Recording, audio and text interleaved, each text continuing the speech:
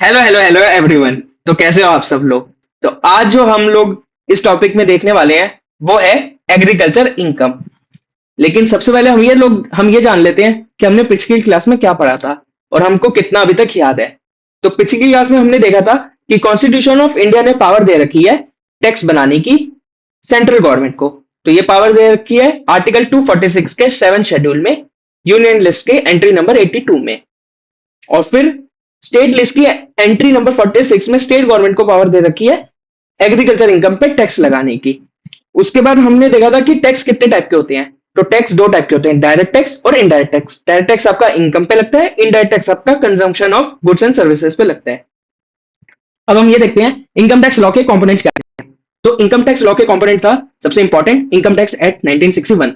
फिर उसको इंप्लीमेंट करने के रूल्स इनकम टैक्स रूल्स 1962। उसके बाद annual finance act. Annual finance act आपका हर साल आता है। उसके बाद सीबीडीटी इशूड नोट्स। उसके बाद CBDT issued notifications and circulars. और सबसे लास्ट में, उसके बाद जो सबसे लास्ट में आता है वो है केस लॉस। उसके बाद हम देखते हैं सेक्शन 4 यानी कि charging section of this act. तो चार्जिंग सेक्शन का मतलब है क्रिएशन ऑफ लायबिलिटी। तो सेक्शन 4 कहता है कि इनकम के ऊपर उन रेट टैक्स लगेगा इनकम के ऊपर एट द रेट स्पेसिफाइड। और जो आपका इनकम है वो कैलकुलेट होगी।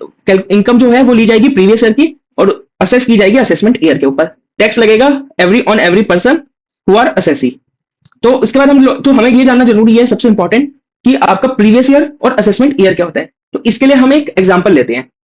तो जैसे अगर किसी ट्रेडर ने अपना ट्रेडिंग बिजनेस चालू किया साल में, तो अब जैसे जैसे वो ट्रेड करता जाएगा वैसे वैसे वो इनकम कमाता जाएगा। तो क्या जैसे जैसे वो इनकम कमाता जाएगा उसको टैक्स देते रहना पड़ेगा। तो गवर्नमेंट कहती है कि नहीं, आपको ऐसे करने की जरूरत नहीं है। आप पूरे साल में अपनी इनकम कमा लो और फिर जब आप अगले ईयर साल में घुसो तो आपको क्या करना है, अपनी इनकम को असेस करना है। जो भी प्रोविजंस हमने बताए हैं आपको वो लगाने हैं और अपनी टोटल इनकम निकालनी है और उस टोटल इनकम के ऊपर आपको टैक्स दे देना है।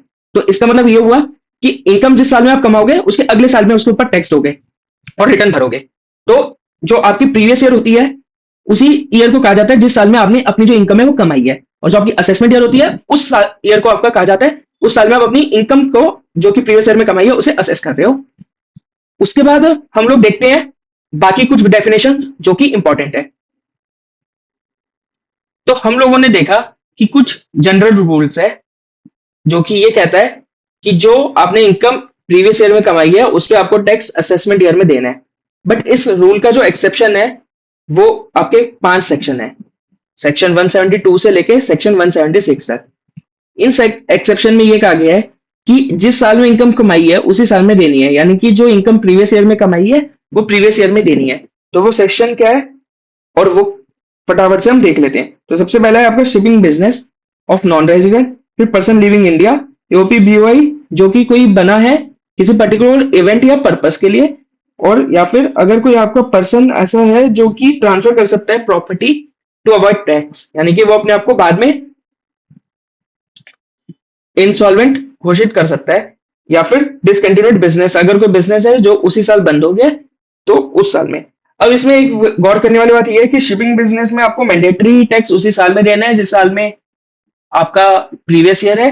और बाकी के जो 4 केस है उसमें एओ के ऊपर डिपेंड करता है कि वो टैक्स लेना चाहते हैं या नहीं लेना चाहते हैं। अब हम इसके बाद देखते हैं कुछ और इंपॉर्टेंट डेफिनेशंस। तो असेसी। तो असेसी क्या होते हैं? असेसी वो है जिसको कोई भी अपनी इनकम पे टैक्स देना है या कोई पेनल्टी देनी है या कोई फाइन देना है, या फिर कोई डीएम असेसी हो गया या असेसी इन डिफॉल्ट हो गया। तो जो असेसी है वो पर्सन होते हैं बट सारे पर्सन असेसी नहीं होते हैं। तो पर्सन क्या होते हैं?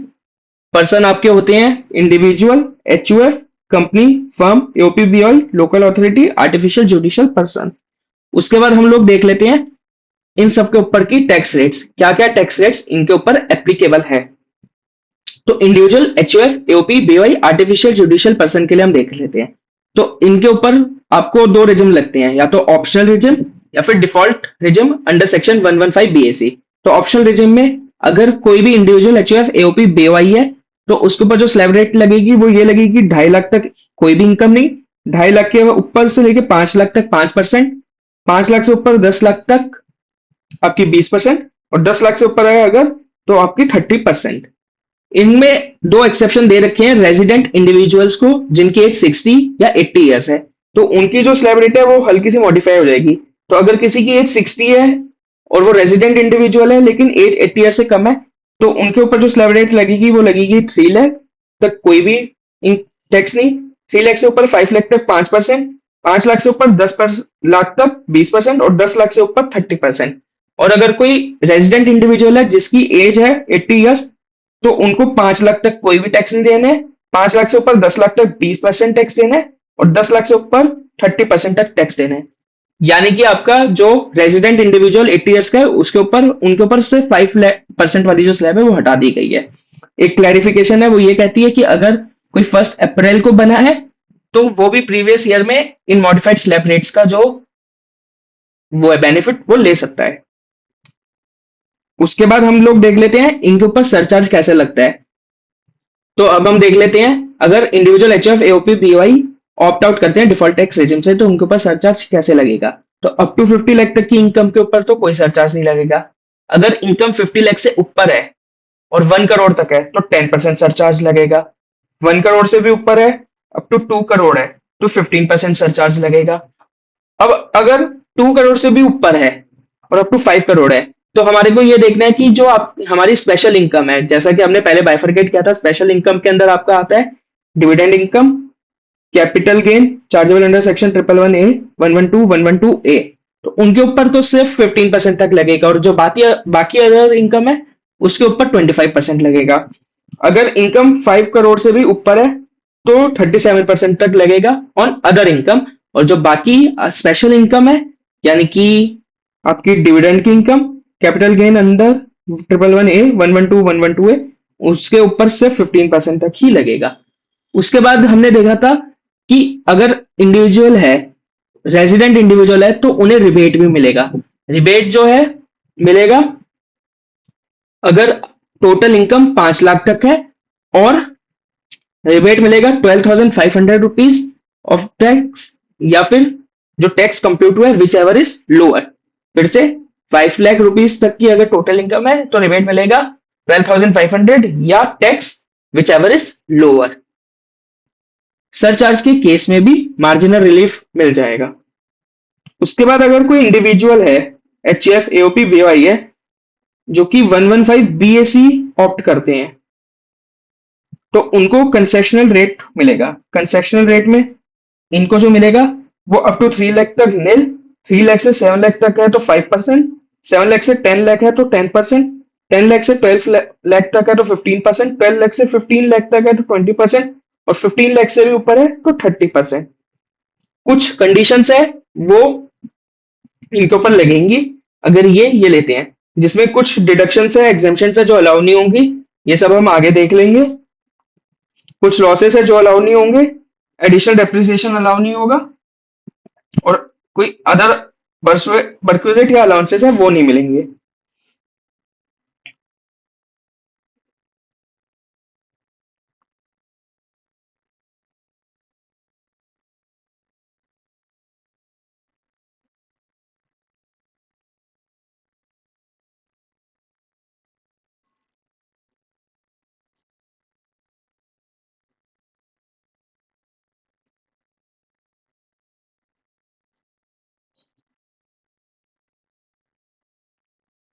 इंडिविजुअल एचयूएफ एओपी बीआई के ऊपर सरचार्ज भी लगेगा अगर वो 115 बीएसई के अंदर आते हैं तो अगर इनकम अप टू 50 लाख है तो कोई सरचार्ज नहीं लगेगा। 50 लाख से ऊपर है, 1 करोड़ तक है तो 10% सरचार्ज लगेगा।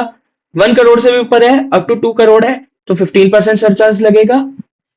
अगर 2 करोड़ से भी ऊपर है तो जो स्पेशल इनकम है यानी कि डिविडेंड इनकम और capital gain income chargeable under section 111A, 112A, 112, उसके ऊपर तो 15% तक लगेगा, और अदर जो टोटल इनकम है उसके ऊपर 25% तक लगेगा। इनको भी रिबेट मिलेगा अंडर सेक्शन 87A। सिर्फ रिबेट उन्हें मिलेगा जो इंडिविजुअल रेजिडेंट है। रिबेट मिलेगा अगर इनकम जो है 7 लाख तक की टोटल इनकम है, और रिबेट 25,000 या tax which ever is lower तक मिलेगा। या इनके केस में मार्जिनल रिलीफ इनको सरचार्ज में भी मिलेगा और रिबेट में भी मिलेगा। अगर फर्म एलएलपी लोकल अथॉरिटी है तो टैक्स लगेगा 30%।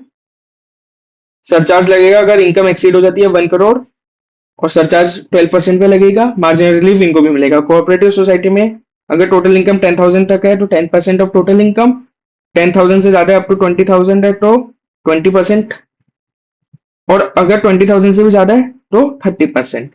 इनके केस में भी सरचार्ज लगेगा। सरचार्ज जो लगेगा वो अगर 1 करोड़ तक की इनकम है तो कोई सरचार्ज नहीं लगेगा, 1 करोड़ से ऊपर है और 10 करोड़ तक है तो सरचार्ज 7% लगेगा, 10 करोड़ से भी ऊपर है तो सरचार्ज जो है 12% लगेगा। डोमेस्टिक कंपनी है, डोमेस्टिक कंपनी में हमारे को पहले पिछले साल की 23-24 की टर्नओवर देखनी पड़ेगी। अगर वो टर्नओवर 400 करोड़ से नीचे है तो 25% पे टैक्स लगेगा, 400 करोड़ से ज्यादा है तो 35% पे टैक्स लगेगा। इनको भी सरचार्ज लगेगा। अगर इनकी इनकम 1 करोड़ से ज्यादा है, अप टू 10 करोड़ है तो सरचार्ज 7% लगेगा, 10 करोड़ से भी ज्यादा है तो सरचार्ज 12% लगेगा। मार्जिनल रिलीफ इनको भी मिल जाएगा। फॉरेन कंपनी है तो उनके ऊपर 35% से टैक्स लगेगा। सरचार्ज इनको भी लगेगा। 1 करोड़ से ज्यादा है, अप टू 10 करोड़ है तो 2%, और 10 करोड़ से भी ज्यादा है तो 5%। इनको भी मार्जिनल रिलीफ मिल जाएगा। फिर कुछ स्पेशल इनकम्स है जिनके ऊपर टैक्स रेट्स थोड़े अलग लगेंगे। तो सेक्शन 112 पे कहता है कि अगर 23 जुलाई से पहले आपने बेचा है तो 20% रेट इंडेक्सेशन लगेगा।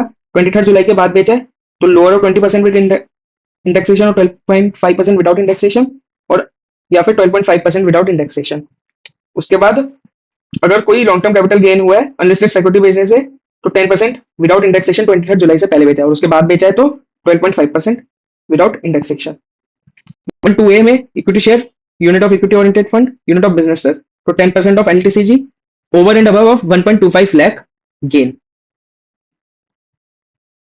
111A के अंदर 15% पे लगेगा टैक्स अगर 23 जुलाई से पहले हुआ है, और 20% पे अगर 23 जुलाई के बाद हुआ है। 115B winning from lottery, crossword puzzles, races तो 30% पे लगेगा। 115BBJ ऑनलाइन गेम से अगर कोई विनिंग हुई है तो 30%, और 115BBE 60% पे लगेगा, जिसका इफेक्टिव जो आएगा 78% आएगा। ये है अनएक्सप्लेन्ड मनी। तो इसके साथ हमारी जो रिवीजन है वो खत्म हो जाती है।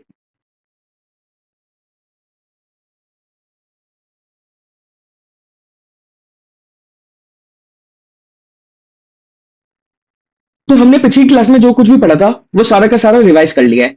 अब हम आगे बढ़ते हैं। तो अब जो हमारा टॉपिक है वो है एग्रीकल्चर इनकम।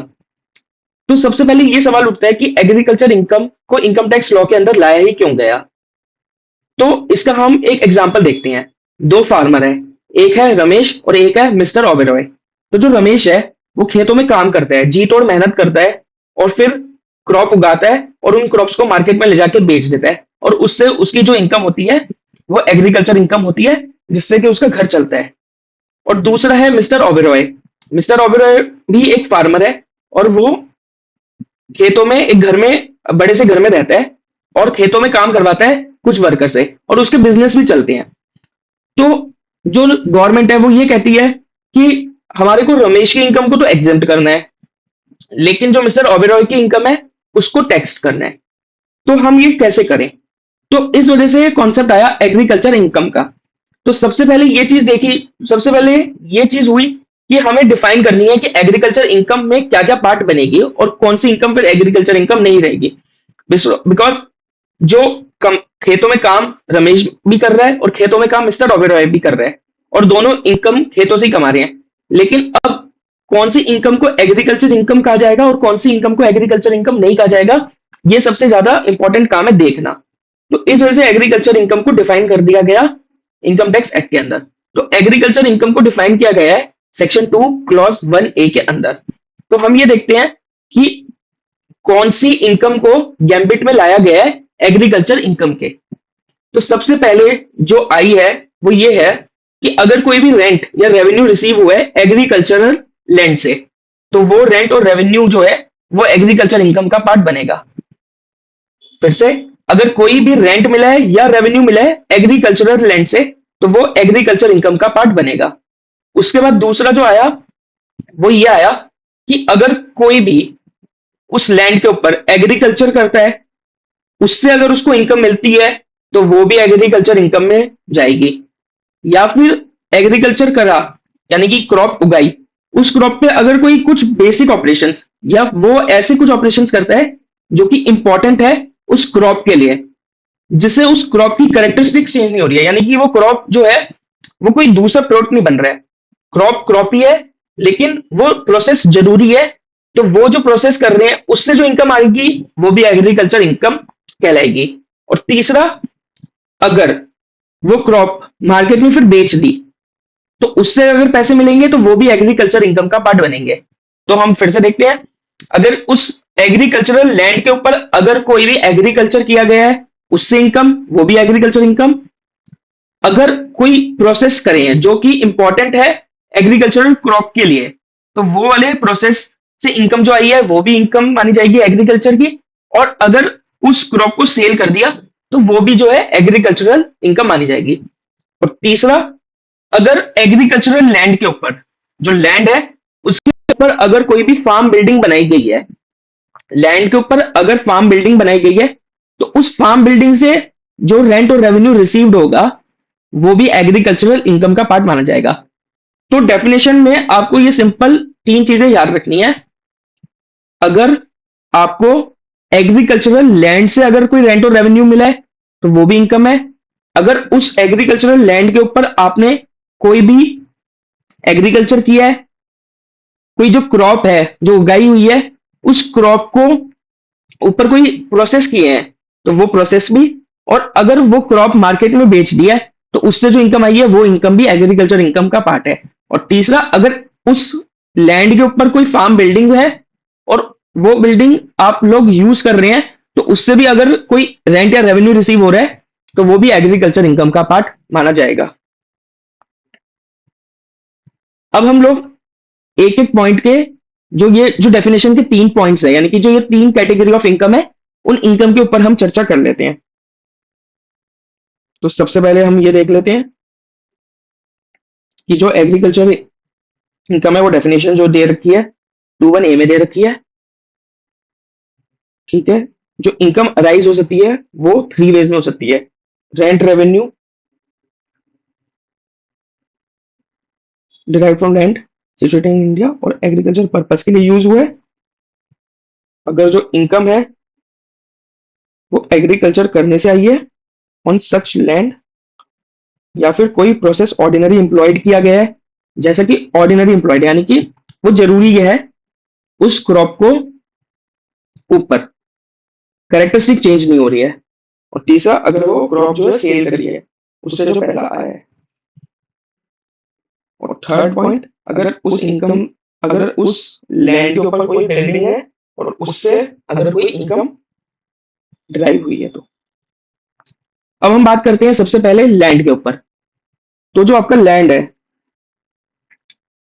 वो क्या कहता है, लैंड वाला पॉइंट में ये बात कही गई है कि जो रेंट या रेवेन्यू मिल रहा है वो लैंड से ही मिलना चाहिए, यानी कि उस लैंड के यूज से जो रेंट और रेवेन्यू डिराइव्ड होगा वही आपका एग्रीकल्चरल इनकम मानी जाएगी।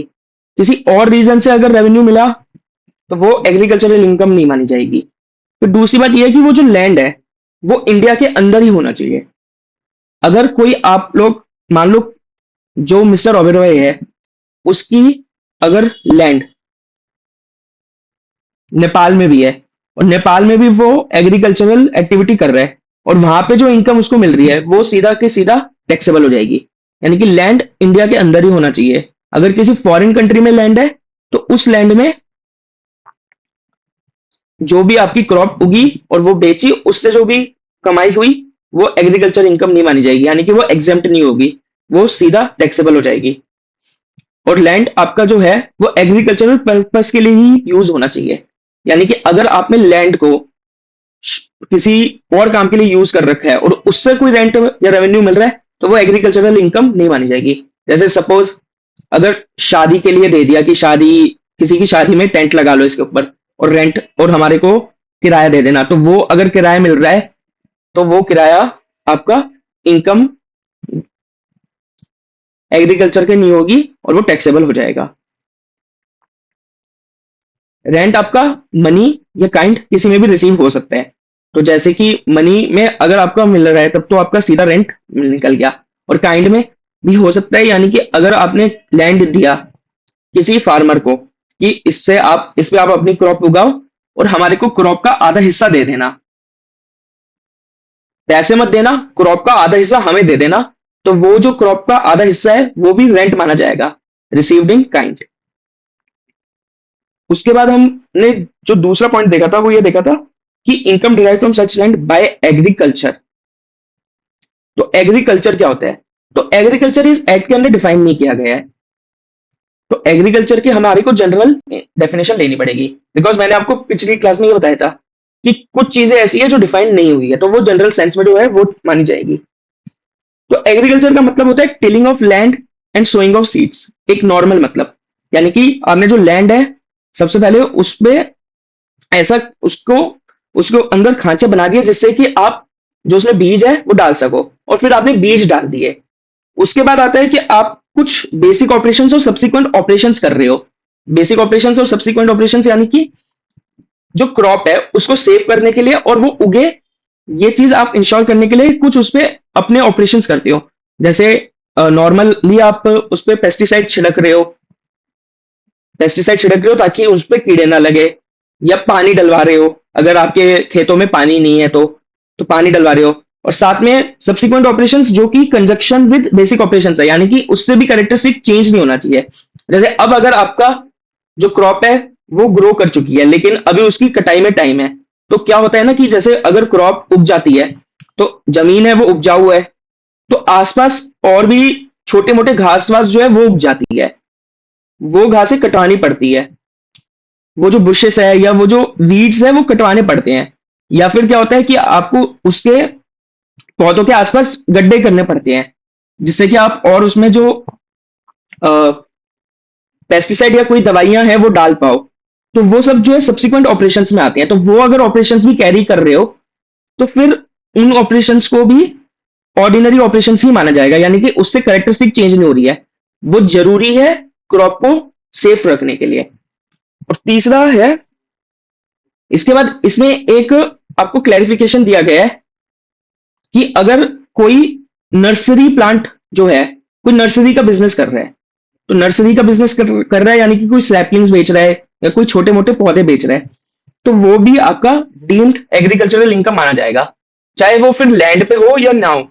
यानी कि किसी ने अपने घर की फर्स्ट फ्लोर के ऊपर नर्सरी का बिजनेस खोल लिया, पौधे रख लिए और कहा कि वो ये पौधे बेचेगा, तो अब वो एग्रीकल्चरल लैंड तो है नहीं, तो क्या उसके ऊपर इनकम जो आ रही है वो इनकम मानी जाएगी? तो इसमें गवर्नमेंट ने क्लैरिफिकेशन दे दी कि हाँ, वो जो इनकम है वो एग्रीकल्चरल इनकम ही मानी जाएगी। प्रोसेस ऑर्डिनरी जो एम्प्लॉयड है, यानी कि कोई मेजर चेंज नहीं आना चाहिए कैरेक्टरिस्टिक में। इसका अगर हम एग्जांपल देखें तो अगर कोई राइस जब उगाता है तो सबसे पहले राइस को मार्केट में बेचने से पहले उसके ऊपर कुछ प्रोसेस करने पड़ते हैं। जैसे कि सबसे पहले जब राइस आपने कटाई करी तो उसके उसके अंदर काफी सारी धूल मिट्टी कंकड़ होते हैं, पत्थर होते हैं, वो सब हटाने पड़ते हैं।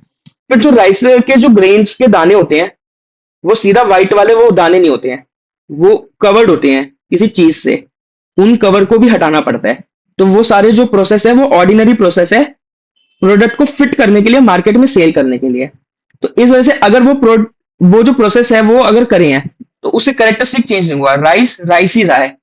अगर राइस चेंज हो जाता, कुछ और बन जाता, जैसे कि अगर सपोज किसान सॉस ने किसान केचप वालों ने टमाटर उगाए और फिर उन टमाटरों का केचप बना दिया, तो अब ये जो है टमाटर को केचप बनाने के जो है वो आपकी एग्रीकल्चरल इनकम में नहीं मानी जाएगी, बिकॉज केचप जो है वो कैरेक्टरिस्टिक ही चेंज हो गया।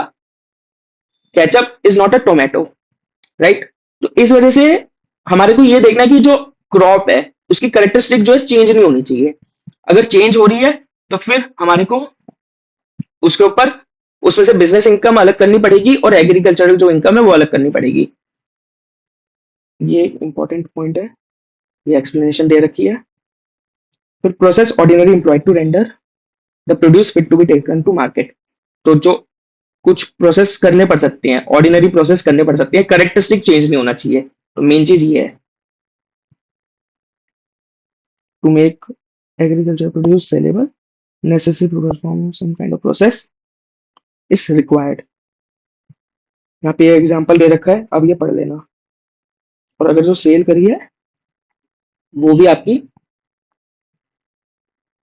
एग्रीकल्चर इनकम में मान जाएगी।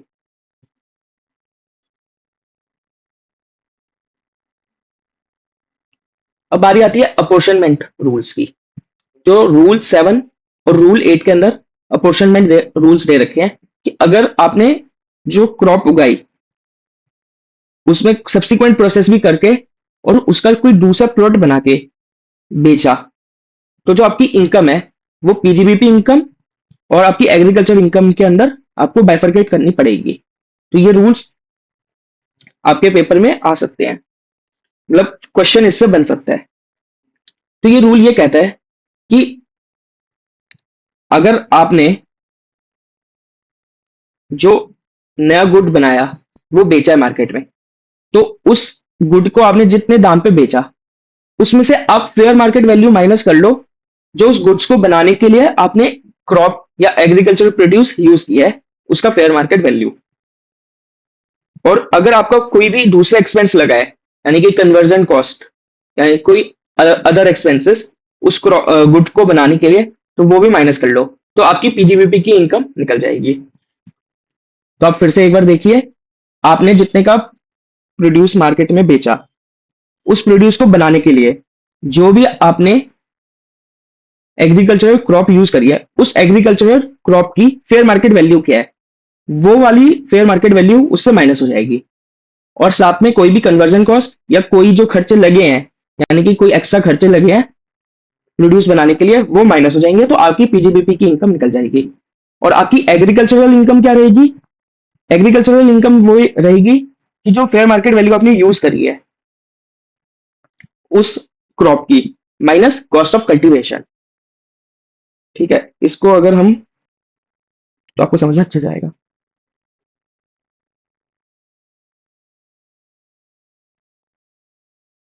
अपोर्शनमेंट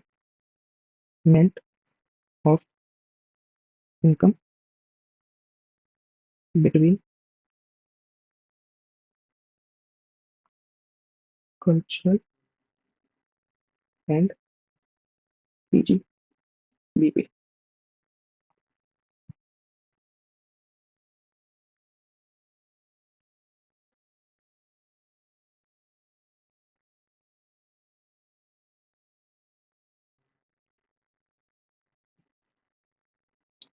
इसमें दो केसेस ले लेते हैं।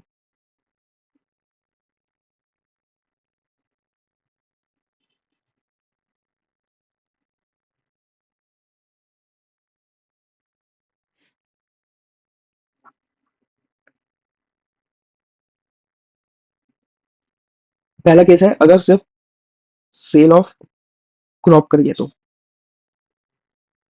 अगर सेल ऑफ क्रॉप करिए तब तो कोई इसमें इशू है नहीं, तब तो आपको लेनी है fair market value of crop less cost of cultivation, तो आपकी निकल जाएगी एग्रीकल्चरल इनकम। दूसरा केस अगर आपका बनेगा उसमें बनेगा सेल आफ्टर फर्दर प्रोसेसिंग, यानी कि फर्दर प्रोसेस किया है उसके अंदर फिर आपके दो केसेस में स्प्लिट होगा। यहाँ पे लगेगा आपका रूल 7। तो रूल 7 ये कहेगा कि स्प्लिट करना है बिटवीन एग्रीकल्चरल इनकम और पीजीबीपी की इनकम। तो सबसे पहले आपको लेनी पड़ेगी fair market value of crop used, जो फर्दर प्रोसेसिंग में क्रॉप में यूज हुई है उसकी फेयर मार्केट वैल्यू वो लेनी पड़ेगी, लेस, इसमें से क्या लेस करना पड़ेगा आप लोग बताइए, क्या लेस करना पड़ेगा? तो इसमें से लेस करना पड़ेगा कॉस्ट ऑफ कल्टीवेशन, राइट। तो क्या निकलेगी? तो हमारी निकलेगी एग्रीकल्चरल इनकम।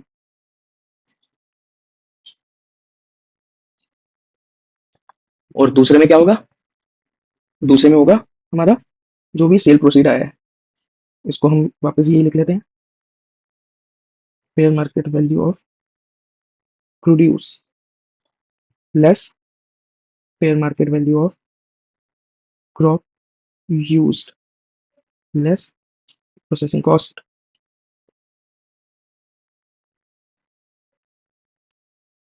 तो हमारा पीजी पीपी की इनकम निकल जाएगी।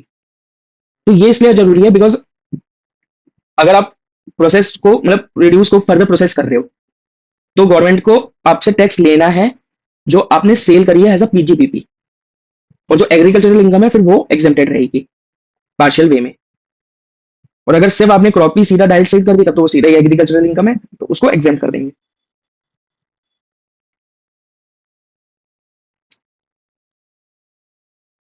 तो इसका एक क्वेश्चन है, ये आप देखिए सबको समझ में आएगा। तो मिस्टर बी ने ग्रो किया है शुगर केन और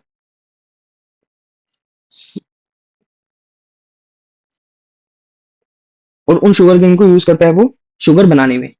तो 30% ऑफ द शुगर केन जो है वो उसने सोल्ड कर दिया 10 लाख में, और कॉस्ट ऑफ कल्टीवेशन उन 30% के लिए है वो 5 लाख है।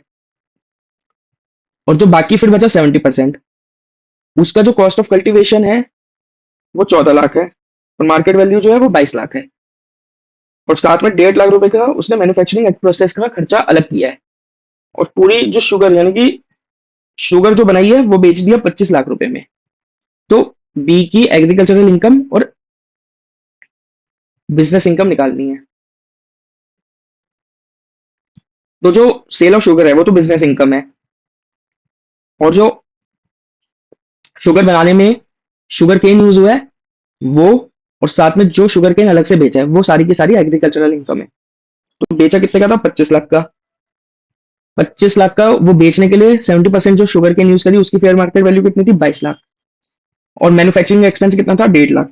तो उसकी जो बिजनेस इनकम निकली वो कितनी निकल गई? 1.5 लाख। अब एग्रीकल्चरल इनकम कैसे निकलेगी? तो सबसे पहले जो शुगर केन यूज करी है शुगर बनाने में उसकी फेयर मार्केट वैल्यू, और उसमें से लेस हो जाएगा जो भी कल्टीवेशन का कॉस्ट है। तो 22 लाख रुपए की फेयर मार्केट वैल्यू की शुगर केन यूज करी है और कॉस्ट ऑफ कल्टीवेशन था 14 लाख। तो एक तो ये निकल गई एग्रीकल्चरल इनकम। दूसरी, उसे शुगर केन अलग से भी बेचे हैं, तो वो जो कितने के बेचे थे? 10 लाख के, और उसका जो कॉस्ट ऑफ कल्टीवेशन था वो कितने का था? 5 लाख का। तो ये 5 लाख अलग से निकल गया। अब ये जो है आपके सारे प्रोड्यूस के ऊपर एप्लीकेबल इस तरह से रहेगा, लेकिन कुछ ऐसे प्रोड्यूस है जिसके लिए गवर्नमेंट ने खुद ही रूल में स्पेसिफाई कर दिया रेशियो। यानी कि इसमें उस उन चीजों में आपको ये देखने की जरूरत, आपको ये जो हमने अपोर्शनमेंट के लिए रूल बनाया है लिखे हैं ये लगाने की जरूरत नहीं है। ये अपोर्शनमेंट वाले रूल आपको 3 ऐसे प्रोडक्ट्स है या प्रोड्यूस है जिनके लिए लगाने की जरूरत नहीं है। यानी कि अगर वो प्रोड्यूस बेचे हैं तो सीधा सीधा जो रेशियो स्पेसिफाई करी गई है वो रेशियो आपको यूज करनी है और उससे काम आपका बन जाएगा। तो ये एक तरह से आसान भी कर दिया आप लोगों के लिए, यानी कि इतना लंबा चौड़ा आपको लिखने की जरूरत नहीं है। आपको सीधा देखना है कितने की इनकम हुई, उस इनकम को आपको स्प्लिट कर देना है इन द रेशियो गिवन। तो वो कौन कौन से प्रोड्यूस है? तो वो है सबसे पहले आपका रबड़, फिर है कॉफी और फिर है टी। रबड़, कॉफी और टी। रबड़ को लेटेक्स भी कह सकते हैं क्योंकि आजकल लेटेक्स ज्यादा चलता है, इसलिए रबड़ के अंदर लेटेक्स को भी इंक्लूड कर रखा है। और जो आपकी कॉफी और टी है वो बाकी के जो 2 प्रोड्यूस है वो है। तो ये इसका काफी मतलब रबड़ और कॉफी और टी के लिए काफी सारा वो लिखा हुआ है राइटअप। तो सीधा इसमें नहीं आते हैं। अगर आप नीचे जाएंगे थोड़ा और तो आपको एक अच्छे से टेबल दे रखी है। तो इसके अंदर ये टेबल में लिखा हुआ है तो हम फटाफट से देख लेते हैं। तो अगर सेल ऑफ रबड़ है तो एग्रीकल्चरल इनकम में 65% और आपकी बिजनेस इनकम में 35%। अब कॉफी के अंदर आपको 2 चीजें दे रखी है, अगर प्रोसेस आपके लिमिटेड है या प्रोसेस आपने और फर्दर प्रोसेस किया है, क्योंकि जितनी ज्यादा लिमिटेड प्रोसेस उतना एग्रीकल्चरल का प्रोड्यूस का जो करेक्टरिस्टिक है वो रिटेन्ड है। इस वजह से एग्रीकल्चरल इनकम को ज्यादा कंसिडर किया गया है, और जितने फर्दर आप प्रोसेस करते जाओगे उतने आपके प्रोड्यूस का जो करेक्टरिस्टिक है वो रिड्यूस होता जाएगा। तो उस वजह से एग्रीकल्चरल इनकम का जो रेशियो है वो कम हो गया। तो अगर आपने कॉफी सिर्फ ग्रो करी है और क्योर करी है तो 75% और 25%। ग्रो क्योर भी करी है साथ में रोस्टेड और ग्राउंडेड भी करी है तो 60-40%। और सिमिलरली टी है अगर तो 60-40%। रबड़ के ऊपर एक क्वेश्चन दे रखा है, वो क्वेश्चन हम देख लेते हैं। तो mister C manufacture latex from the rubber plant grown by him, these are then sold in the market for 30 lakh. तो 30 लाख में ये रबड़ को बेचते हैं। कॉस्ट जो है रबड़ को उगाने की वो 10 लाख है, और मैन्युफैक्चरिंग करने की जो कॉस्ट है लेटेक्स के अंदर बाद में वो 8 लाख रुपए है। तो हमारे को इसकी टोटल इनकम बतानी है। तो टोटल इनकम तो सीधा इनकम निकल गई, 30 लाख रुपीज में बेचा है और 10 लाख रुपीज रबड़ की कॉस्ट है और 8 लाख रुपए लेटेक्स बनाने की कॉस्ट है। तो ये 12 लाख हो गया। अब इसमें अपोर्शनमेंट करना है एग्रीकल्चर के और बिजनेस इनकम में, तो हमारे रूल लगेंगे 65% 35% का। तो ये हो गया। तो एक बार हम फिर से रूल दोहरा लेते हैं और आप भी दोहराइए तो आपको याद रहेगा। तो रूल है रूल 7A। रूल 7A है फॉर आपका रबड़। तो उसके अंदर जो रेशियो है एग्रीकल्चर की वो है 65, और आपकी जो बिजनेस इनकम की है वो 35 है। फिर रूल 7B है, वो है कॉफी के लिए। कॉफी में दो कैटेगरी है, सिर्फ ग्रोन और क्योर करी है। तो ग्रोन और क्योर करी है यानी कि करेक्टरिस्टिक ज्यादा है एग्रीकल्चर प्रोड्यूस का, तो 75% 25%। ग्रोन क्योर भी करी है, साथ में रोस्टेड एंड ग्राउंडेड भी करी है, तो करेक्टरिस्टिक थोड़ा कम हो गया, तो इसलिए 60-40। और अगर टी है तो 60-40। क्लियर है इतना?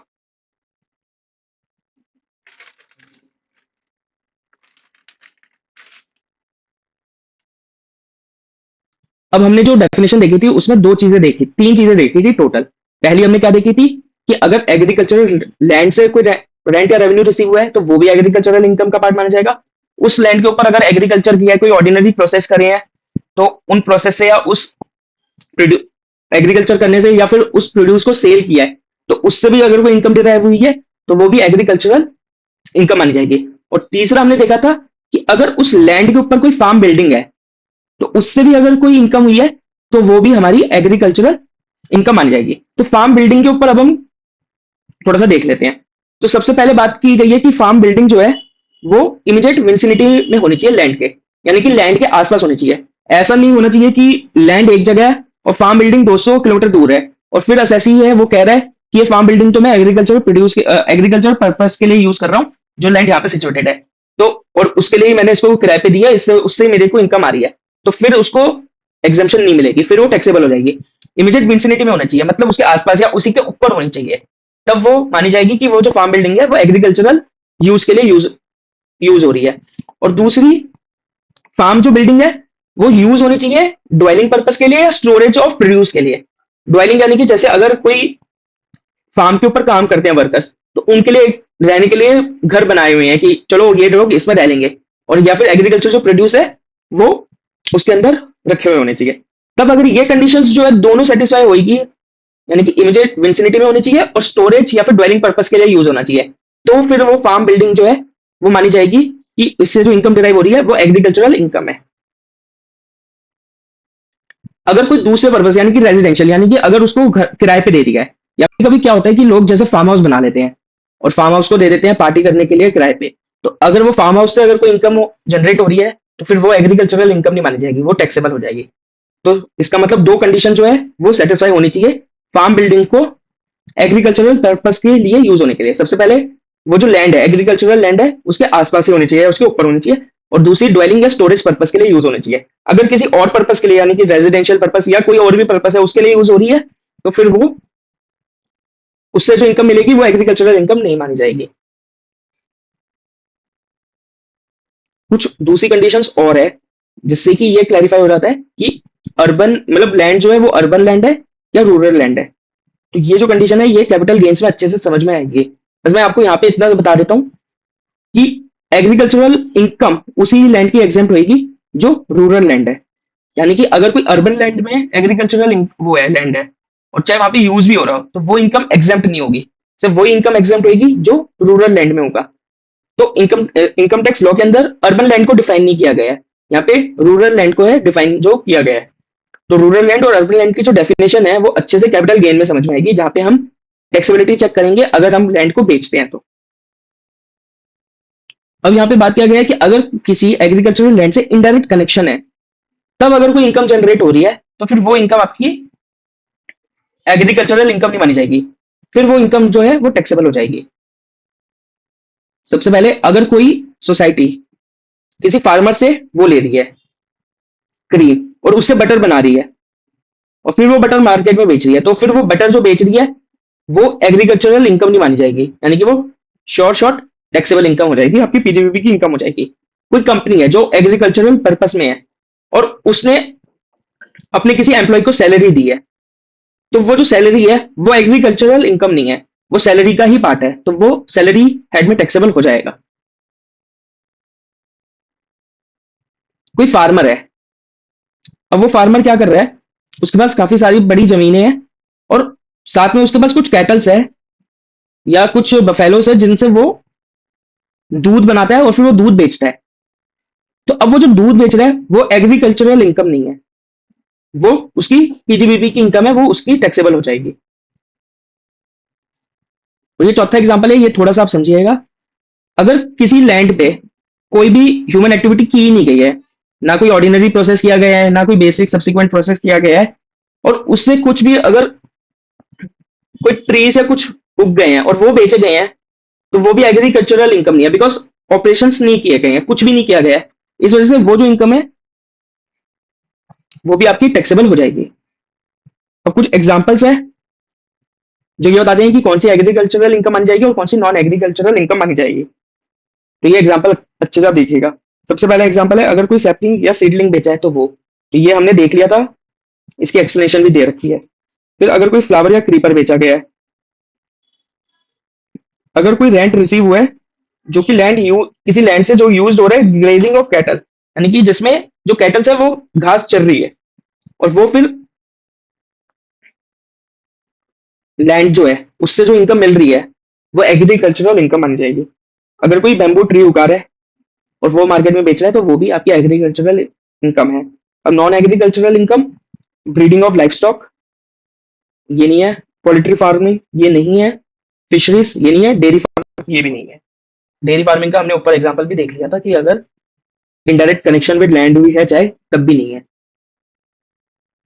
तो अभी तक भी हमने जितना भी देखा उसको फटाफट से समराइज कर लेते हैं। तो गवर्नमेंट ने एग्रीकल्चरल इनकम एग्जाम्प्ट कर रखी है, लेकिन कौन सी इनकम एग्रीकल्चरल इनकम है वो डिफाइन कर रखी है सेक्शन 2 क्लॉज 1A के अंदर। तो उन्होंने ये कहा है कि कोई भी अगर रेंट या रेवेन्यू मिल रहा है एग्रीकल्चरल लैंड से, तो वो रेंट रेवेन्यू एग्रीकल्चरल इनकम मानी जाएगी। अगर उस लैंड के ऊपर एग्रीकल्चर किया जा रहा है या कोई ऐसे प्रोसीजर किए जा रहे हैं जो ऑर्डिनरी एम्प्लॉयड होने चाहिए, या फिर अगर उस एग्रीकल्चर करने से जो क्रॉप है उसको सेल किया जा रहा है, तो वो भी एग्रीकल्चरल इनकम मानी जाएगी। अगर उस लैंड के ऊपर कोई फार्म है और वो जो कोई फार्म बिल्डिंग है और वो फार्म बिल्डिंग यूज हो रही है एग्रीकल्चरल पर्पस के लिए, तो वो भी उससे जो इनकम डिराइव हुई थी वो भी मानी जाएगी। अब लैंड जो है वो सिचुएटेड होनी चाहिए इंडिया के अंदर और वो लैंड जो है एग्रीकल्चरल पर्पस के लिए ही यूज होनी चाहिए। प्रोसेस जो है आपके सब्सिक्वेंट भी हो सकते हैं और बेसिक ऑपरेशंस भी उसके हो सकते हैं।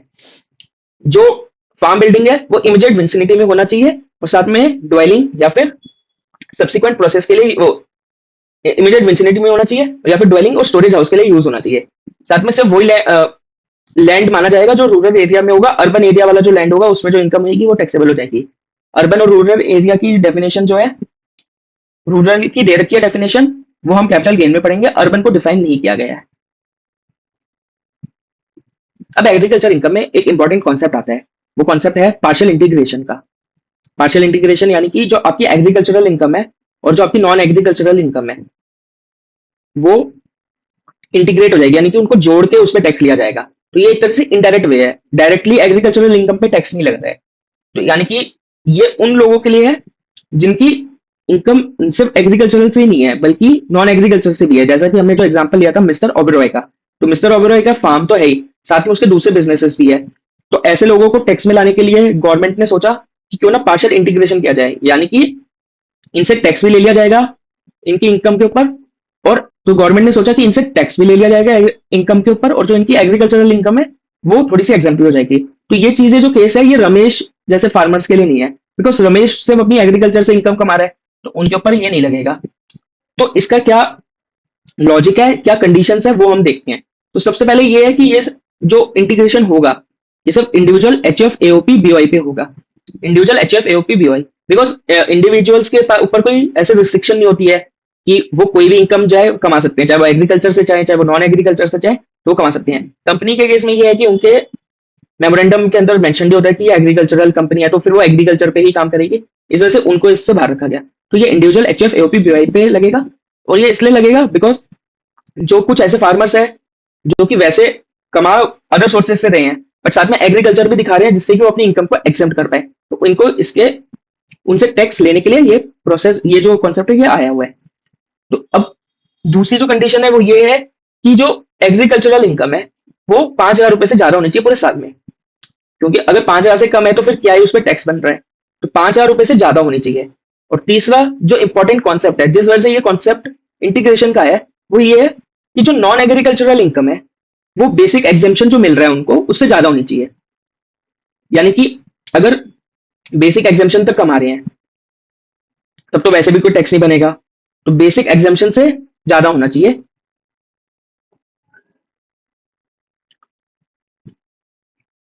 यानी कि बेसिक एग्जेम्पशन से ज्यादा होनी चाहिए नॉन एग्रीकल्चरल इनकम। तो बेसिक एग्जेम्पशन क्या है, तो अगर कोई ऑप्शनल टैक्स रेजिम में है और वो इंडिविजुअल है तो उसके जो बेसिक एग्जेम्पशन है वो 2.5 लाख है। अगर अगर आपका कोई इंडिविजुअल है वो ऑप्शनल टैक्स रेजिम में है, तो उसकी बेसिक एग्जेम्पशन कितनी है, 2.5 लाख रुपए। तो अगर इनकी नॉन एग्रीकल्चर, तो अगर उस इंडिविजुअल की पूरे साल में 5,000 रुपए से ज्यादा है एग्रीकल्चरल इनकम और नॉन एग्रीकल्चरल इनकम पूरे साल में 2.5 लाख से ज्यादा है, तो उसमें पार्शियल इंटीग्रेशन लगेगा। अगर 2.5 लाख से कम है तो पार्शियल इंटीग्रेशन नहीं लगेगा। और वैसे ही अगर कोई रेजिडेंट है जो 60+ ईयर्स के हैं और 80 से कम है, तो उनकी जो बेसिक एग्जेम्पशन लिमिट है वो 3 लाख रुपए की है। तो फिर 3 लाख से ज्यादा हुई प्लस 5,000 रुपए से ज्यादा एग्रीकल्चरल इनकम हुई तो टैक्स लगेगा। सिमिलरली अगर कोई 80 साल वाले हैं तो उनकी जो है वो 5 लाख है, या फिर 115 BSc वाले हैं उनकी 3 लाख है। तो ये चीज हमारे को देखनी होगी कि पार्शियल इंटीग्रेशन तभी लगेगा जब इंडिविजुअल हो, एचयूएफ हो, और उनकी एग्रीकल्चरल इनकम जो है वो 5,000 रुपए से ज्यादा हो, और नॉन एग्रीकल्चरल इनकम जो है वो बेसिक एग्जाम्पशन से ज्यादा हो। अब इंटीग्रेशन कैसे होगा उसके कुछ स्टेप्स है। तो सबसे पहला स्टेप ये है कि एग्रीकल्चरल इनकम और नॉन एग्रीकल्चरल इनकम जो टोटल कंबाइंड है उसके ऊपर टैक्स बना लो। एग्रीकल्चरल इनकम ले लिया और नॉन एग्रीकल्चरल इनकम ले लिया, दोनों को जोड़ दिया, उसके ऊपर टैक्स कंप्यूट कर लिया। फिर दूसरा, जो एग्रीकल्चरल इनकम है प्लस बेसिक एग्जाम्पशन जो इनके ऊपर एप्लीकेबल है। बेसिक एग्जाम्पशन 3 है, 2.5 लाख की, 3 लाख की, या फिर 5 लाख की। वो कंबाइन करके फिर अगेन उसमें टैक्स कैलकुलेट कर लिया स्लैब रेट से। बेसिक एग्जाम्पशन में एग्रीकल्चरल इनकम को ऐड कर लिया और अगेन टैक्स जो है कंप्यूट कर लिया। अब जो स्टेप 1 में जो टैक्स कंप्यूट किया है उसमें से जो अब इस सेकंड स्टेप में जो टैक्स कंप्यूट किया है वो माइनस कर लो।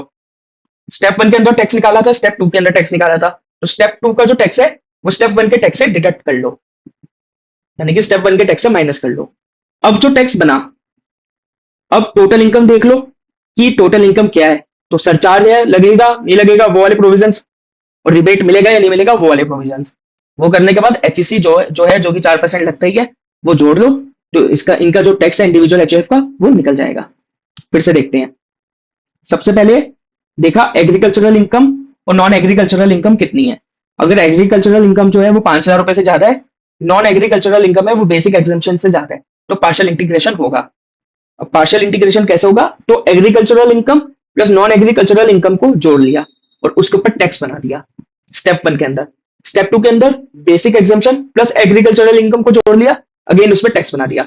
स्टेप 3 के अंदर क्या करना है, स्टेप 1 में जो टैक्स बना है उसमें से स्टेप 2 के अंदर जो टैक्स बना है वो माइनस कर दिया। स्टेप 2 का टैक्स हमेशा कम आएगा स्टेप 1 के टैक्स से।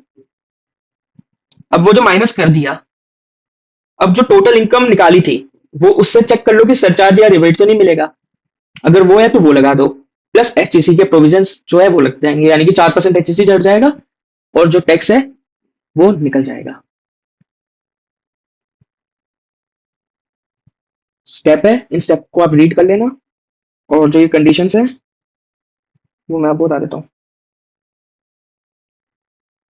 2 conditions needs to be satisfied. पहली है नेट एग्रीकल्चरल इनकम जो है वो एक्सीड करनी चाहिए 5,000 रुपए पूरे साल में।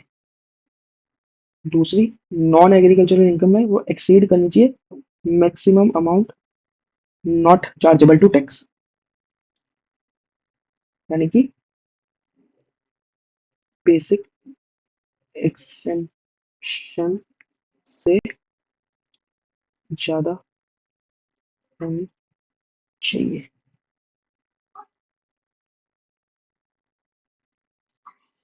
और यहाँ पे वो एग्जांपल जो है वो दे रखे हैं। जो ये प्रोविजन है ये किन पे नहीं लगेगा? Do not apply to company, LLP, firm, cooperative society and local authority.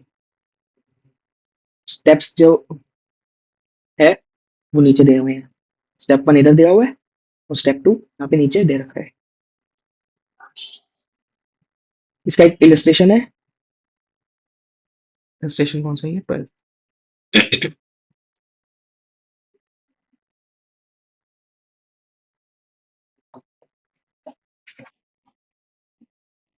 कोई इलस्ट्रेशन के फैक्ट्स देख लेते हैं। मिस्टर एक्स है, रेजिडेंट है और इन्होंने अपनी इनकम दे रखी है, salary, house property, agriculture income from land, और जो एक्सपेंस इनकर्ड हुआ है वो tax liability, assuming his age is 45 या 70 years.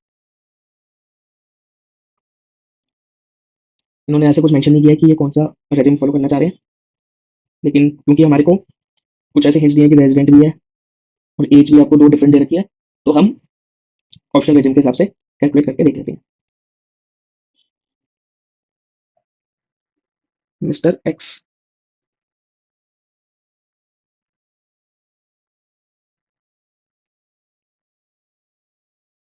computation of tax liability of Mr. X, aged 45 years for assessment year 25-26.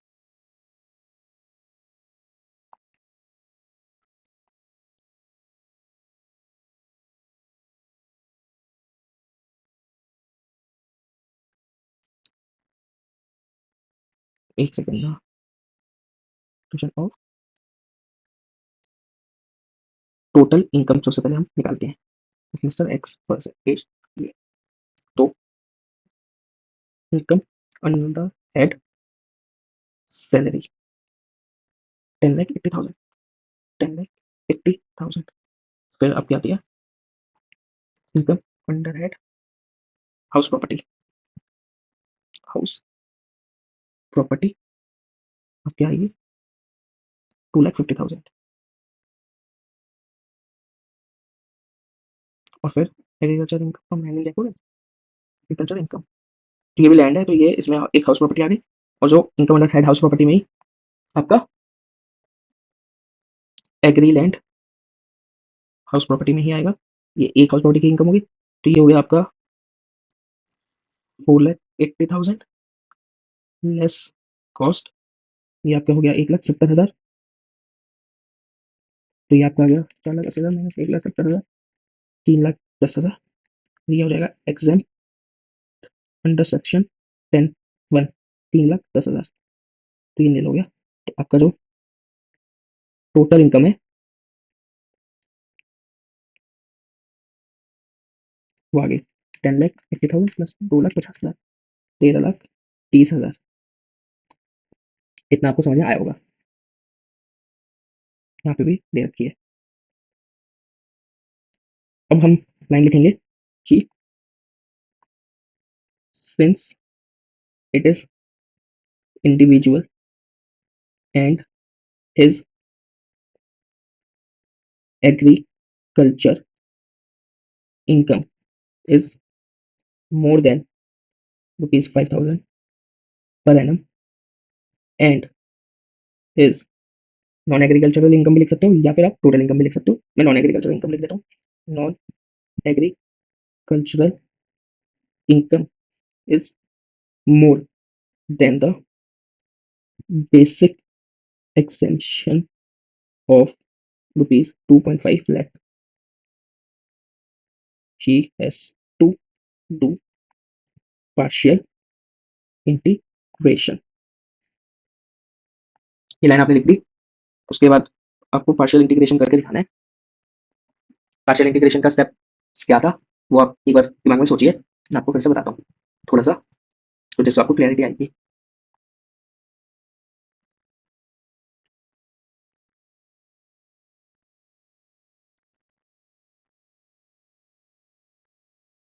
तो पार्शियल इंटीग्रेशन का स्टेप ये था कि जो आपकी एग्रीकल्चरल इनकम है उसको आपको अपनी नॉन एग्रीकल्चरल इनकम के साथ ऐड करना है और उसके ऊपर टैक्स निकालना है। तो पहले स्टेप में आपने टैक्स निकाल लिया एग्रीकल्चरल इनकम को ऐड करके नॉन एग्रीकल्चरल इनकम के साथ। दूसरा स्टेप में ये था कि जो आपकी एग्रीकल्चरल इनकम है उसको आपको अपने बेसिक एग्जाम्पशन के साथ उसको आपको अपने बेसिक बेसिक एग्जाम्पशन के साथ ऐड करना है और फिर अगेन उसके ऊपर टैक्स निकालना है। तो आपके यहाँ पे जो बेसिक एग्जाम्पशन है वो 2.5 लाख है, तो उसके ऊपर टैक्स निकालना है। अब जो पहले स्टेप में टैक्स निकला है उसमें से स्टेप 2 का जो टैक्स है वो माइनस करना है और फिर आपको अपने जो दूसरे प्रोविजन है सरचार्ज के या फिर रिबेट के वो देखने हैं और फिर उसमें एचएससी ऐड करना है। सरचार्ज लगेगा नहीं, बिकॉज जो टोटल इनकम है वो आपकी 13,30,000 रुपये है। तो हम यहाँ पे लिख देते हैं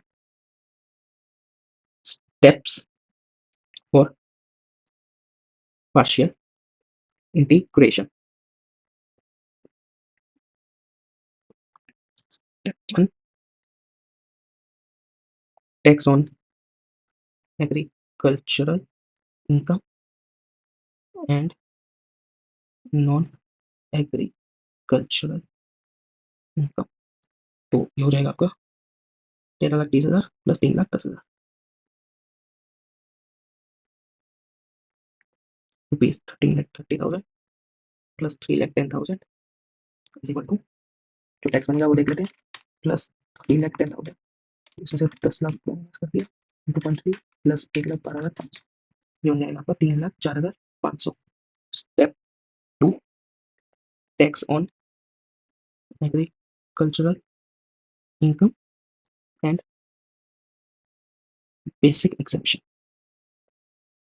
तो ये अगेन आ गया आपका 2,50,000 प्लस 3,10,000, 3,10,000। इसके ऊपर जो टैक्स बनेगा वो आपका कितना बनेगा, 3,10,000 प्लस 2.5 लाख, पहले 2.5 लाख के ऊपर नहीं, फिर 3,10,000 माइनस 2.5 लाख किया, तो मतलब जो 5 लाख है उसके ऊपर 20% प्लस 12,500, तो इसके ऊपर जो बनेगा 24,500 बनेगा। Step 3 is equal to step 1 minus step 2, 3,04,500 minus 24,500, 2,80,000। तो tax liability is equal to step 3 यानी कि 2,80,000 at health and education cess at 4% into 4%, 4,200। उम्मीद करता हूँ कि आपको ये समझ में आया होगा। इनका देख लेते हैं कितना बना है।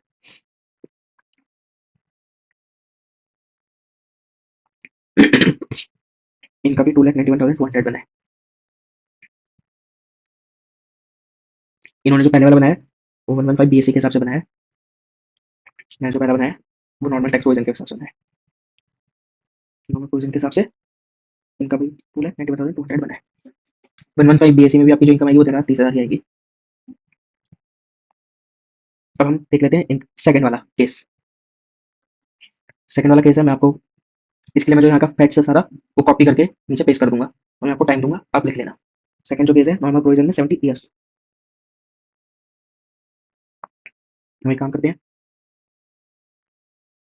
यहाँ पे एक लाइन ड्रॉ कर देते हैं।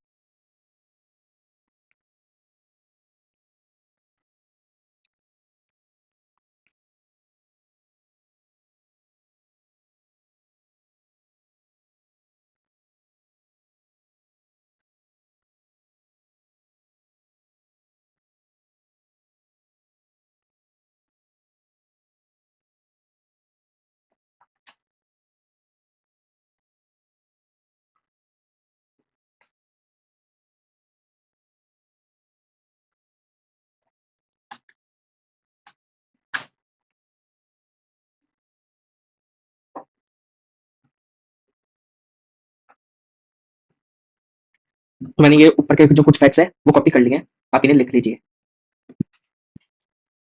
उम्मीद है कि आपने लिख लिए होंगे।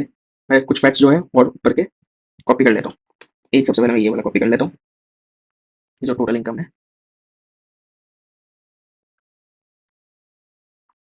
वो यहाँ पे आ गई, और साथ में मैं ये जो स्टेप्स है फिलहाल कॉपी कर लेता हूँ और फिर मैं इन्हें रेड में लिखूंगा जो चीज़ें चेंज हुई है।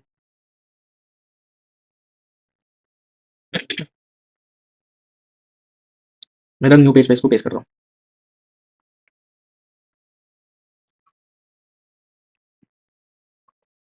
ये आपने लिख लिया होगा। अब इधर मैं कुछ चीज़ें खांसी क्यों आ रही है? अभी तो मैं कुछ चीजें डिलीट कर देता हूँ, जो न्यू जो फैक्ट्स है वो लगेंगे। बेसिक एग्जाम्पशन जो है वो चेंज हो जाएगी। उसके बाद आपकी जो टैक्स है वो चेंज हो जाएगा, अभी चेंज हो जाएगा। तो कुछ चीजें जो है वो चेंज कर देते हैं, क्योंकि वो एज जो है 70 ईयर्स, तो इनके ऊपर जो बेसिक एग्जाम्पशन लगेगी वो लगेगी ₹3 लाख की, 13,30,000। इसके ऊपर टैक्स कैसे बनता है? तो step 1, tax up to 3 lakh nil. Then उसके बाद जो आपका 3 लाख है,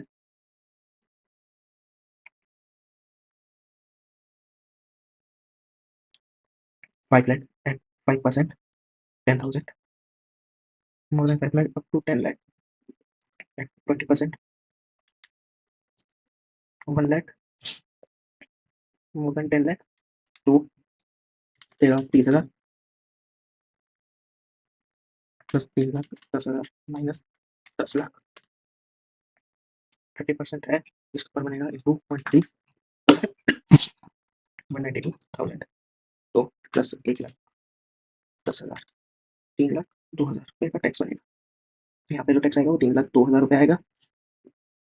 टैक्स बनेगा जो बेसिक एग्जेम्पशन आपकी 3 लाख की है, तो यहाँ जो टैक्स आएगा again 6,10,000। Step 2, tax up to 3 lakh nil. More than 3 lakh up to 5 lakh 10,000, और 10 लाख तक कोई है लेकिन यहाँ सिर्फ more than 5 lakh up to 10 lakh 20%। तो ये 1,10,000 है into 0.2, 22,000 total. 32,000, 3,02,000 minus 32,000 is equal to 2,70,000। 2,70,000 पे टैक्स 2,70,000, इसमें eight HAC eight 4%, 10,800 by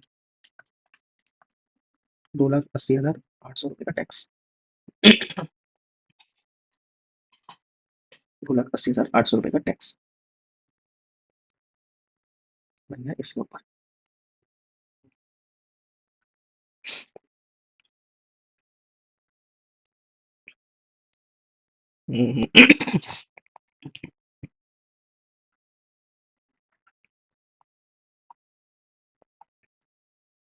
test your knowledge के बचे हुए 2 क्वेश्चन और देख लेते हैं, उससे क्लैरिटी आपका टेस्ट योर नॉलेज जो है वो भी चैप्टर 1 का खत्म हो जाएगा। 6 क्वेश्चन और 7 क्वेश्चन। तो 6 क्वेश्चन क्या कह रहे हैं? मिस्टर सुमित रेजिडेंट है, इनकम 15 लाख की करियर रबड़ है, लेटेस्ट ऑप्टेन है 15 लाख की करियर रबड़ से from sale of rubber manufacture from latex obtain 20 lakh की वो। What is business income assuming he has no other income. तो सॉल्यूशन 6, तो सेल ऑफ रबड़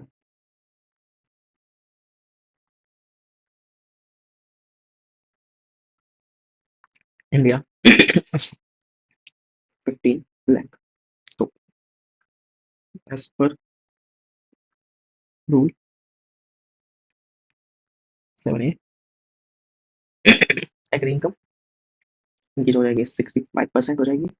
तो 15 लाख की 0.65, 9,75,000। और इनकम फ्रॉम,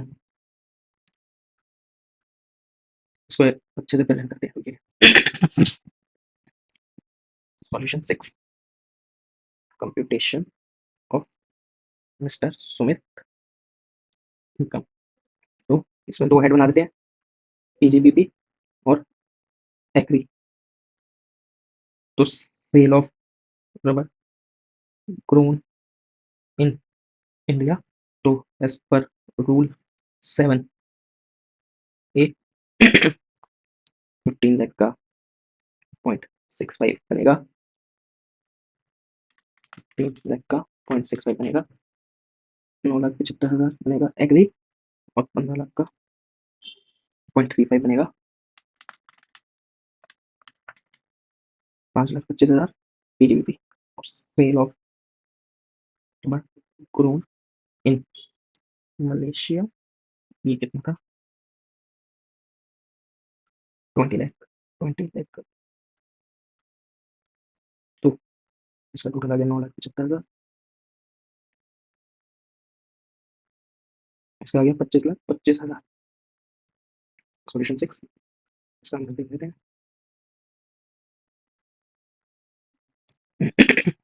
बिजनेस इनकम हो गई 25,25,000। ये जो बाहर की लोन करी है वो टैक्सेबल हो जाएगी। तो जो है दूसरा क्वेश्चन देख लेते हैं। Mister Raja, resident India, earns income of rupees 10 lakh from sale of coffee grown and cured in India. तो नॉर्मल है।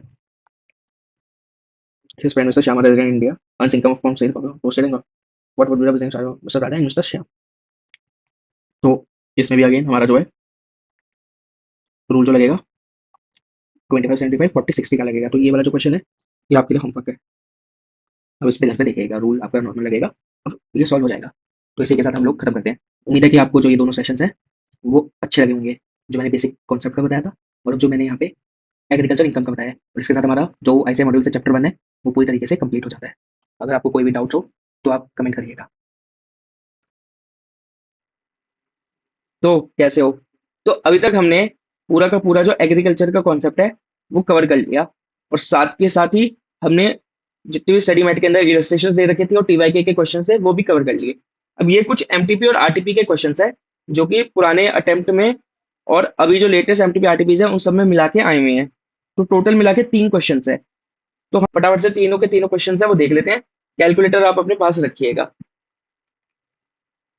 तो पहला क्वेश्चन है वो ये कह रहा है कि करण है जो कि रेजिडेंट है, एज 50 ईयर्स, और उसने अपनी कुछ इंफॉर्मेशन दी है 24-25 की। क्या इंफॉर्मेशन है? तो उसने दी है कि income from sale of rubber products 2 lakh रुपए, और डिविडेंड रिसीव्ड हुआ है A B C limited and Indian company carrying on agriculture operations, gross 15,000 रुपए। तो हमें कंप्यूट करनी है करण की total income and tax liability अगर उसने ऑप्ट आउट किया हुआ है डिफॉल्ट टैक्स रेजिम से। तो फटाफट से इस क्वेश्चन को कर लेते हैं। तो सबसे पहले अगर हम देखें तो रबड़ प्रोडक्ट की बात करी है तो इसमें क्या लगेगा? Rule 7A। तो रूल 7A क्या कहता है कि हमारे को 35% और 65% के अंदर अपोर्शनमेंट करना होता है। तो मैं फिर यहाँ पे रफली लिख के देता हूँ।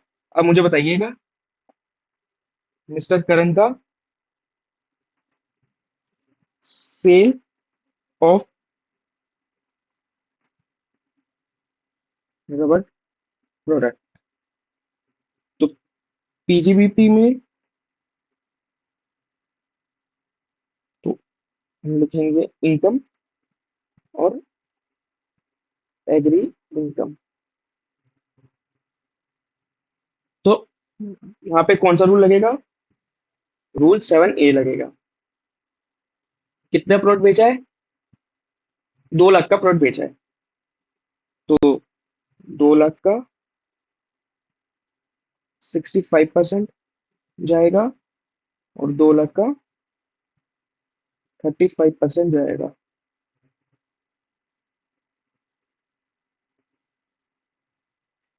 दो लाख का 0.65 यानी कि 1,30,000 तो इधर जाएगा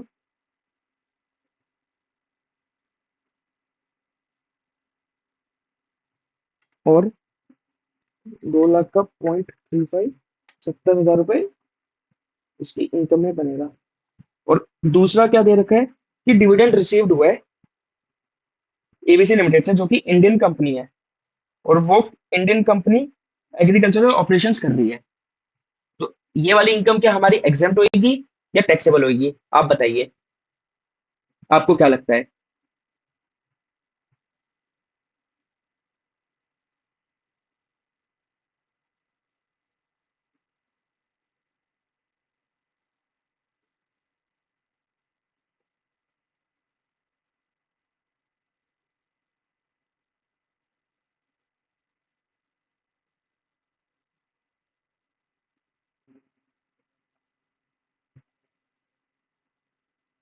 मैं पर्टिकुलर्स में लिख देता हूँ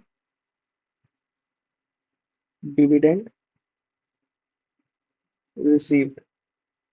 क्या ये एग्रीकल्चर इनकम होगी या फिर हमारी नॉर्मल जो इनकम है वो इनकम बनेगी। तो सही जवाब है आपका, ये हमारी नॉर्मल इनकम का पार्ट नहीं बनेगा, क्योंकि एग्रीकल्चर इनकम में ऐसा कुछ भी डिफाइन नहीं किया गया है कि अगर किसी कंपनी से डिविडेंड मिल रहा है जो कि एग्रीकल्चरल ऑपरेशन में है, तो हमारी जो टोटल इनकम बनेगी, अगर एग्री इनकम एग्जाम्प्ट हो गई तो हमारी टोटल इनकम 85,000 की बनेगी, और एग्री इनकम जो है वो हमारी 1,30,000 की बनेगी। तो क्या टैक्स लायबिलिटी बनेगी? तो टैक्स लायबिलिटी नहीं बनेगी, और ना ही कोई पार्शियल इंटीग्रेशन होगा, बिकॉज हमारी जो टोटल इनकम है वो बेसिक एग्जाम्पशन लिमिट से भी कम है। लेकिन हमारी एग्री इनकम, लेकिन एक कंडीशन सेटिस्फाई हो रही है, एग्री इनकम 5,000 से ज्यादा है, लेकिन दूसरी कंडीशन सेटिस्फाई नहीं हो रही है। और पार्शियल इंटीग्रेशन के लिए दोनों कंडीशन सेटिस्फाई होनी जरूरी है, और टोटल इनकम पे टैक्स होने के लिए वो बेसिक एग्जाम्पशन से ज्यादा होनी जरूरी है। तो हम यहाँ पे लिख देंगे नो टैक्स। अब फटाफट से हम दूसरा क्वेश्चन है वो भी देख लेते हैं। दूसरा क्वेश्चन क्या कहता है? मिस गीता जो रेजिडेंट ऑफ इंडिया है, उन्होंने अपनी ये इनकम हमारे को बताई है। आपको मैं एक आपको मैं एक तरकीब बताता हूँ कि जब भी आप कोई क्वेश्चन करें, चाहे फिर वो एग्जाम हॉल में करें या फिर आप अपने नॉर्मल अगर आप घर में भी सॉल्व कर रहे हैं तो करें, तो सबसे पहले आप क्वेश्चन की रिक्वायरमेंट जरूर देखिएगा कि क्वेश्चन क्या कहना चाह रहा है, क्वेश्चन मांग क्या रहा है। तो लास्ट में जाके जब आप क्वेश्चन की रिक्वायरमेंट देखेंगे तो उससे आपका जो थॉट प्रोसेस है वो उस हिसाब से ही चलेगा कि क्वेश्चन क्या मांग रहा है, तो मुझे किन फैक्ट्स के ऊपर ध्यान देने की जरूरत है। क्योंकि ऐसा भी हो सकता है कि आपको फैक्ट्स कई सारी चीजों का दे रखा हो, बट क्वेश्चन जो है वो कुछ एक ऐसी पर्टिकुलर चीज डिमांड कर रहा है कि सारे फैक्ट्स का यूज ना हो उनमें। तो आप रिक्वायरमेंट देख लेंगे तो आपको ये आइडिया लग जाएगा कि आपको किन किन फैक्ट्स की जरूरत है। तो अब हम देखते हैं। तो मिस गीता रेजिडेंट है, और उन्होंने अपनी ये चीजें कुछ इनकम अपनी बताई है कि उन्होंने पूरे साल में कहाँ कहाँ से कितनी इनकम कमाई है, और वो चाहती है कि हम उनको कंप्यूट करके दे बिजनेस इनकम और एग्रीकल्चरल इनकम, राइट। तो इसमें टैक्स लायबिलिटी नहीं मांगी गई है, तो जब वो मांगी ही नहीं गई है तो फिर हम एक्स्ट्रा टैक्स लायबिलिटी कंप्यूट भी नहीं करेंगे। तो हम यहाँ पे जल्दी से लिख देते हैं आंसर टू। जल्दी से अगर हम आंसर टू का जो सॉल्यूशन है मैं रफली एक बार यहाँ पे दे देता हूँ। तो मिस गीता, और हमारे को एग्रीकल्चरल इनकम और बिजनेस इनकम में डिफ्रेंशिएट करना पड़ेगा और कंप्यूट करनी है। तो मैं इधर ही लिख देता हूँ एग्री इनकम और पीजीपीपी इनकम।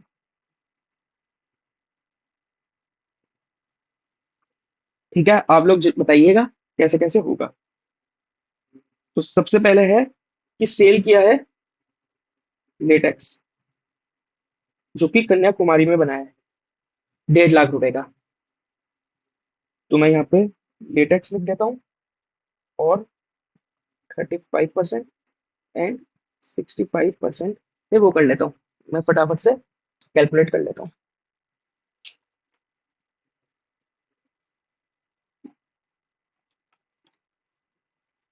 1.5 लाख रुपए इंटू 0.35, ये आ जाएगा 52,500। 65% में हमारा हो जाएगा एग्री इनकम में, तो ये आ गया 97,500। उसके बाद हम दूसरा वाला देख लेते हैं कि दूसरा क्या है। तो दूसरा यहाँ पे जो लिखा हुआ है वो कॉफी का लिखा हुआ है।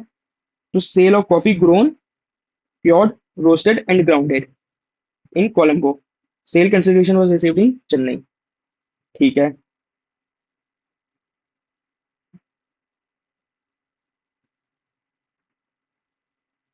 तो कॉफी है, तो हम यहाँ पे लिख देंगे कॉफी, और पूरा प्रोसेस किया गया है, तो हम क्या करने वाले हैं, इसका मतलब हमारे को डिवाइड करना है 60 और 40 में। ठीक है, रूल 7B यही कहता है।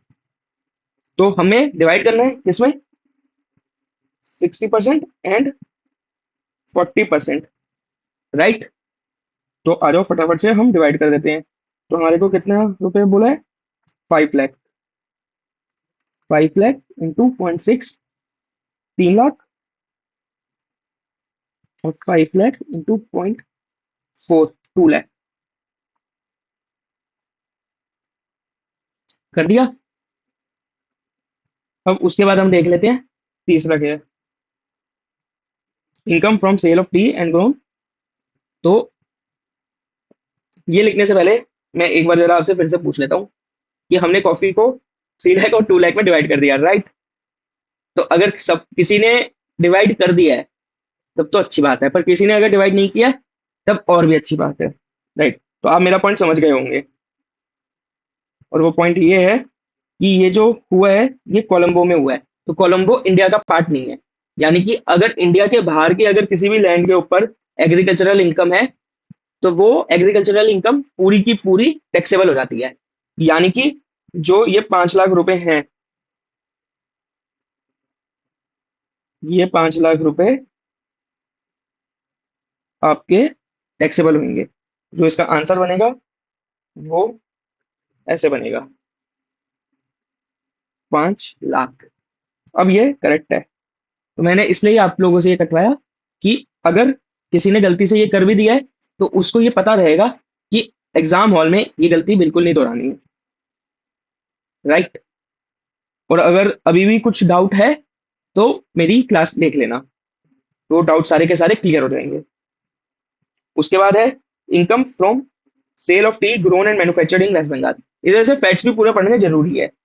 अगर मिस हो जाए तो गलती हो जाती है।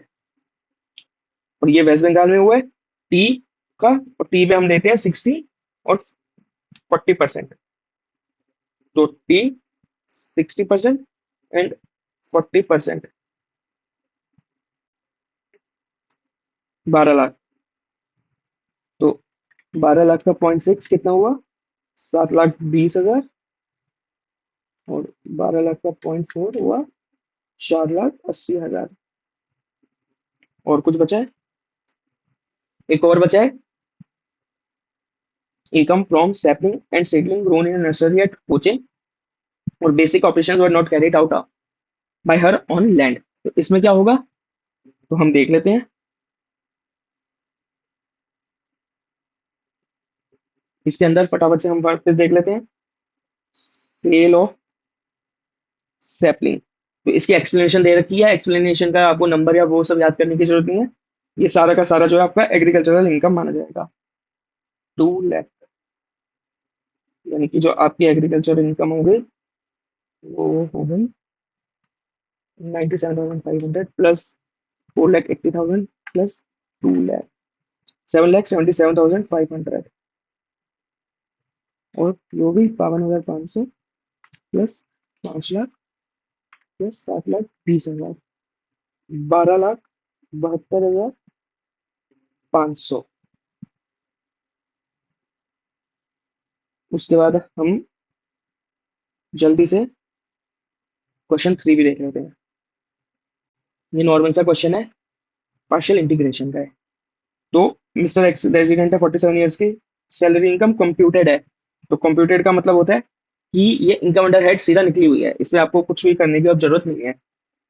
वो 7,25,000 की है। और एग्रीकल्चरल इनकम जो है वो 1 लाख की है।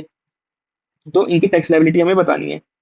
और अगर वो जब ऑप्ट आउट कर चुके हैं, हम यहाँ ही रफली सॉल्व कर लेंगे। तो स्टेप्स जो है वो जल्दी जल्दी से आप लोग याद करिए क्या क्या स्टेप्स थे, तो उससे आपको जैसी क्विकली अगर आप याद करेंगे तो आप ये क्वेश्चन जो है क्विकली सॉल्व भी कर पाएंगे। स्टेप्स क्या क्या थे? तो स्टेप ये थे कि जो आपकी, सबसे पहले कंडीशन देख लेते हैं। तो कंडीशन क्या थी? कंडीशन ये थी कि जो एग्रीकल्चरल इनकम है वो 5,000 रुपए से ज्यादा होनी चाहिए और जो नॉन एग्रीकल्चरल इनकम है वो बेसिक एग्जाम्पशन से ज्यादा होनी चाहिए। तो कंडीशन सेटिस्फाई हो गया है। ये दोनों, तो एग्रीकल्चरल इनकम जो है वो 1 लाख है, 5,000 से ज्यादा, और ये 7,25,000 है, यानी कि बेसिक एग्जाम्पशन से ज्यादा। अब स्टेप्स क्या क्या थे? तो स्टेप ये थे कि जो आपकी agricultural income plus non agricultural income है उसके ऊपर आपको टैक्स लायबिलिटी निकालनी है।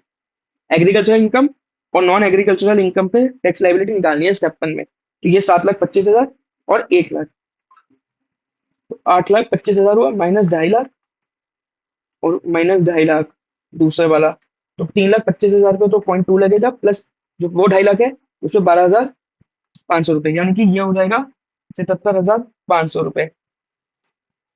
उसके बाद दूसरी कंडीशन ये थी, दूसरा स्टेप क्या था? दूसरा स्टेप ये था कि जो बेसिक एग्जेम्पशन है उसको ऐड कर लो अपनी एग्रीकल्चर इनकम के साथ और दोबारा से टैक्स कंप्यूट कर लो।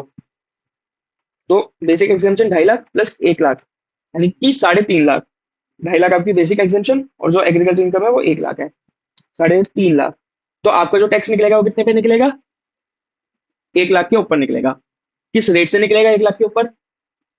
5% की रेट से। तो 1 लाख के ऊपर 5% की रेट से निकल गया, यानी कि 5,000 रुपये निकल गया।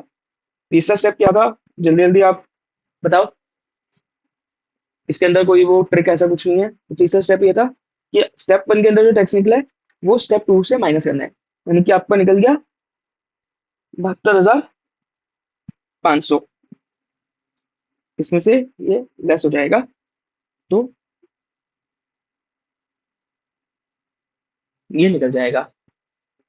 अब फोर्थ स्टेप क्या था? फोर्थ स्टेप ये था कि आपको देखना है कि कोई सरचार्ज या कोई रिबेट तो नहीं मिलेगा। तो जो टोटल इनकम है वो 7,25,000 रुपए की है। टोटल इनकम में एग्रीकल्चर इनकम नहीं देते हैं क्योंकि वो एग्जाम्प्ट होती है। 7,25,000 की टोटल इनकम है, तो टोटल इनकम अगर 7,25,000 की है तो रिबेट का प्रोविजन भी नहीं लगेगा, बिकॉज रिबेट अगर ऑप्ट आउट करते हो तो 5 लाख पे मिलती है, और सरचार्ज भी नहीं लगेगा क्योंकि अप टू 50 लाख तक की अगर इनकम है तो सरचार्ज नहीं लगेगा।